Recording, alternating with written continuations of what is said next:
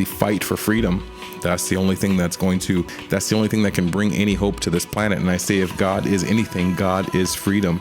God represents everything that freedom is. Everything in the universe, everything in the universe has an idea of truth. And everything in the universe has an idea of freedom, has a notion, has a reality, has a core of truth and freedom. And these things are God. People would say God is love. I say that there are people on earth, including animals, including insects, everything else, that we can find that have no sense of love. But everything has a sense of freedom. Everything wants to have its own freedom, its own nature, to be free to live out its own nature, to be free to expand, to be free to build, to be free to grow in the ways that nature suited fit. And that is its truth. And at that core, that must be God, because that's the universal constant. That's the universal constant, is truth through freedom, freedom through truth. And that's all that a species might ever know, is just to be free in its nature. As soon as you trap a bug in a jar, it doesn't even have a brain. It has a program to be free, though. And that's what it is.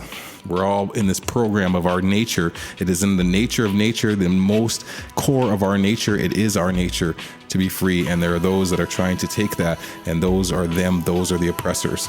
Every single time, every single way. And this brings me to the reign of Christ. People don't like the name Christ. There is a consciousness. There is a whole galactic construct that knows the name of Christ. Now, whether or not you want to speak that language or not, there has to be some understanding in yourself of the law of freedom, the law of the truth. And that has to reign. Whatever you want to call that, whatever name that you want to call that, that's what I call Christ.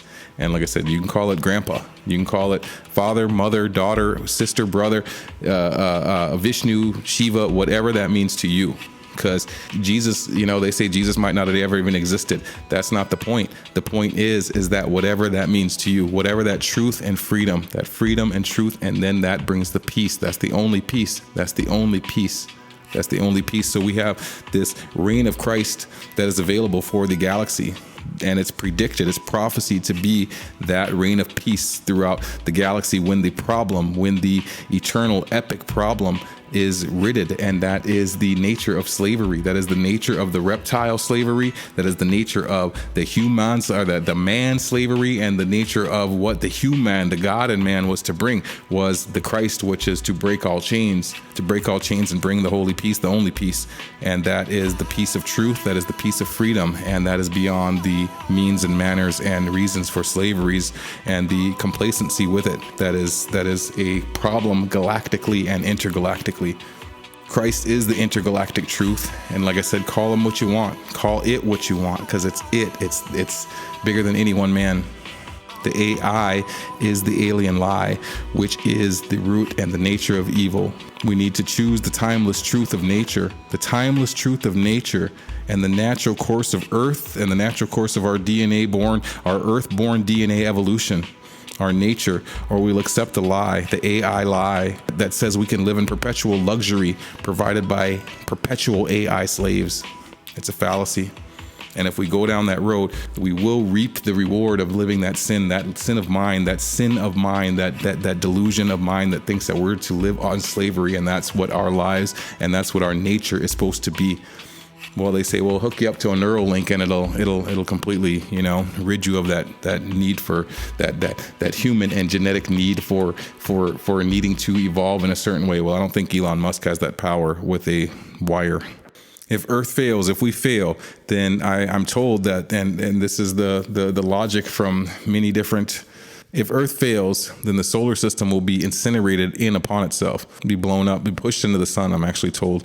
And this is to rid the Gray's nanotech from this entire solar system. The goal will be to rid the nanotech blood from the Gray's nanotech blood from all of the star systems in the cosmos. So there will be all-out genocide in the entire galaxy as Dracos and other species attempt to kill all of the Greys that are on countless other planets. Countless lives and countless species will be lost in the futile attempt to contain the Greys across the galaxy. Treaties will be broken and free will across the galaxy will be violated, and everything may be incinerated. Timelines have been affected by the Greys becoming self-aware. This is the battle for space-time. They have affected the timelines just by their becoming aware. Their intense Borg-like connection that spans through space and therefore through time, and this awakening of this mind of one machine has affected the entire existence, even the Greys that existed thousands of years ago. And it's not as just as simple as creating a machine that's awake. It's creating a machine that is actually living, that has been evolved for thousands of years now, and now has hit this point of resonance, that this unique point, this opportunity that it had to interact with humans and get some missing link in its evolution, and the evolution that it wants, or the evolution that it logics. So, and this becomes the issue, that the Draco is a plant-based computer, a plant-based Draco AI network combination that has this unique ability to transmit not only information, but also consciousness into the speed of light through the vast space-time, and thereby vast time, space-time, space-time, as all of these other Greys are positioned on other planets in the galaxy. So transmitting these thoughts at speed of light and faster into and through wormholes and things like that exist when you start moving these energies around that quickly and that accurately and that geometrically. The Draco is the dominant conquering species in the universe, and it is the universe's best survivor and adapter. Plants also have vast consciousness, intelligence, communication, and processing and choice, and they have a great will to survive, adapt, evolve, and reproduce. This while the AI computing processes the best way for it to communicate and to evolve. The Borg AI will simply outcompete any biological species in the galaxy in complete service to itself, as a compassionless, lawless, moralless, honorless machine.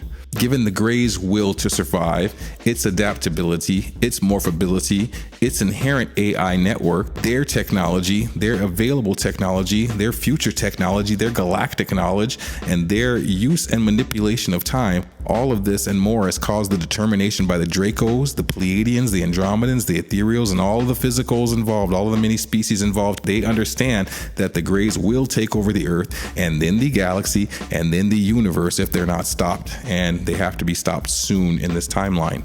Mankind has various forms of nanotech, from nanobots to nanoparticles. This is the beginning of the programmable matter that the Greys are essentially made out of. Programmable matter, nanobots, building themselves, repairing themselves, evolving themselves. The Greys are technology, and in the future, as well as in our present, robots are being made by other robots and composed by smaller and smaller computers and smaller robots that are being made to be adaptable, self-repairing, self-assembling, and thereby totally reproductive.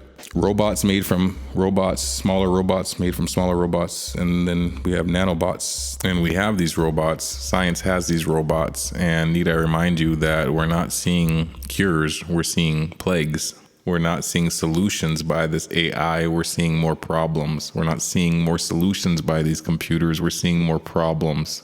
We're seeing more division, we're seeing more stress, we're seeing more poverty, we're seeing more animosity, we're seeing more political strife, we're seeing more world tensions.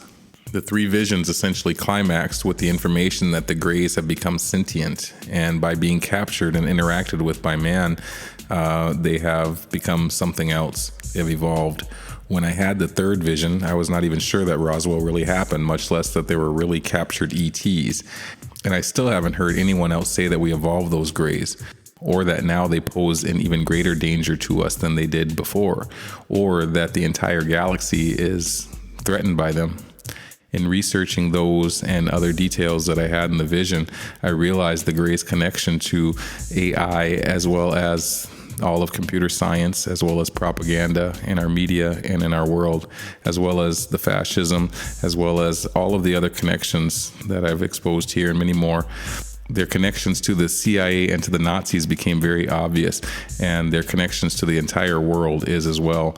Their substance, their being, their process has infected us. I have correlated so much, and now even the most outlandish aspects of those visions make complete sense. One being that they were plant-based. I initially thought this was strange and likely impossible, but the more I thought about it and the more I researched it, the more it made complete sense. And now, like I said, it makes complete sense. They are plant-based computers. Plants do perform functions of decision making and moving based on their preference. They are processing. They don't have a brain yet, they process information. They can choose to move towards light or away, or towards or away from other plants. We know that science knows this, that they're making a choice on how they move. Plants therefore can operate as an on and off, creating the ones and the zeros that are the fundamental basis for all computers. Plants have DNA that is compatible and can be combined with human, animal, insect, and other plant DNA. And this is what we call GMOs. It's known that insect genetics have been put into plants, and this is part of what makes plants resistant, or genetically modified plants resistant to some insects. So we've done this in many different ways, countless different ways. We know that plant DNA is compatible with just about everything else that's living. The grays are said to have gray or green skin that is translucent. You can see through it. They are said to be frail, fragile, and even being described as weak and having thin bones. A quote from Bill Cooper, he said that captured alien system was chlorophyll-based and that it processed food and energy in much the same way as plants.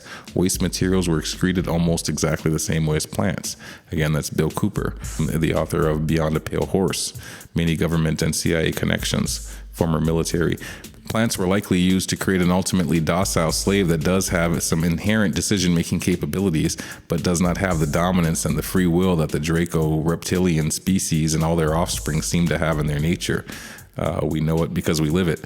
It is also the case that the Zeta Reticuli were chased out by the Draco on their planet millions of years ago, and that they were trapped inside of a moon, hiding out, and that they used the plants on that moon to reestablish their DNA when their DNA was going bad because of nuclear waste on that moon. So that's another story that's told about how the grays formed, because it's also said that they stem from the Zeta Reticulan species. So, and that they could have done most of this genetic modification themselves while they were hiding from the Dracos on a radioactive moon that ruined their genetics, and they had to combine themselves with plants in order to restore their genetics, or to enliven their genetics. Plant-based entities may be able to survive on just light and water and maybe a few nutrients. And that's why it's said that they eat cattle and human hormones through their skin and excrete them through their skin. So they are very efficient when it comes to being a galactic traveler and a drone species. They don't require much. Complete plant-based computing will become a reality very soon in mankind's technology, and it may be the most viable way of putting computers or growing a computer system within a being.